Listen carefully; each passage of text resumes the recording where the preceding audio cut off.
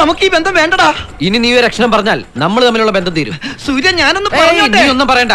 നിന്റെ സ്വഭാവം കയ്യിൽ. സ്വഭാവോ? ചീപ്പുണ്ട് കയ്യിൽ നിന്ന്. ചേച്ചി കുറെ ആയിട്ട് ഇങ്ങനെ മിണ്ടാണ്ട് ഇങ്ങനെ തളർന്ന് കിടക്കരുന്ന്. കല്യാണം കഴിഞ്ഞപ്പോ കുറച്ച് ക്യാഷൊക്കെ പൊട്ടിയല്ലേ. എന്നിട്ട് പിന്നീട് എന്ത് സംഭവിച്ചു? പിന്നീട് എന്താണ് ഉണ്ടായെന്ന് വെച്ചാല്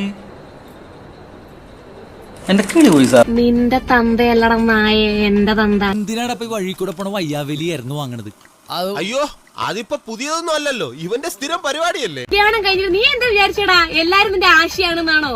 നിന്റെ ആസനവും നക്കി നടക്കുന്ന നിന്റെ ആശയാണെന്നാണോ നീ വിചാരിച്ചത്? അപമാനിച്ചേ ഞാൻ പോയിക്കോട്ടെ. അപമാനത്തിന് തന്നെ അപമാനമാണ് നീ.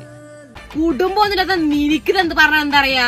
അയ്യോ കല്യാണത്തിന്റെ ചെലവായിട്ടാന്ന് പോലും ഞാൻ എവിടെ എടാ കിടന്ന നീയാന്ന്. നാടകം കൊണ്ട് റെനെ മെഡിസിറ്റിൽ കിടന്ന നീ.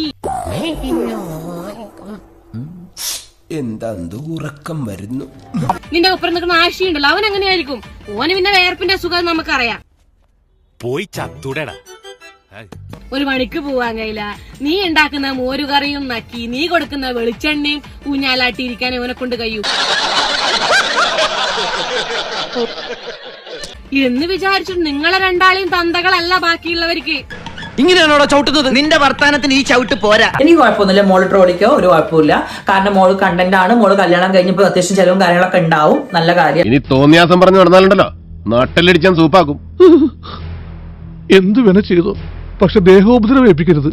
പഞ്ചഭാവോ കണ്ടാ മനസ്സിലാവും. എടാ കടയാടി, കുണ്ടേശേ, എന്റെ ചെലവും കാര്യങ്ങളൊക്കെ നോക്കാൻ എന്റെ ഭർത്താവിനും എന്റെ അച്ഛനും അറിയാം. പെണ്ണുങ്ങളായ ഇങ്ങനെ തന്നെ വേണം. സർജറി ചെയ്ത് ഒരു പെണ്ണായി മാറിക്കൊണ്ടിരിക്കുമ്പോ എന്റെ സർജറി ചെയ്ത ഭാഗങ്ങൾ ചിലപ്പോൾ എന്റെ സുഹൃത്തുക്കൾക്ക് ഞാൻ കാണിച്ചു കൊടുക്കും.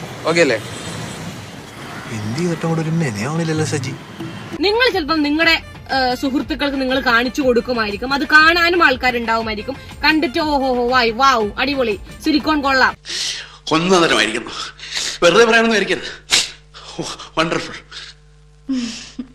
അതിന്റെ ക്വാളിറ്റി ചെക്കൊക്കെ നടത്തുന്ന ആൾക്കാരുണ്ടാവും. എന്നെ നിങ്ങൾ ദയവേത് അതിൽ പെടുത്തരുത്. ഞാൻ അത്രക്കാരൻ നീക്ക് കാണിച്ചു നീ സമ്മതിച്ചല്ലോ.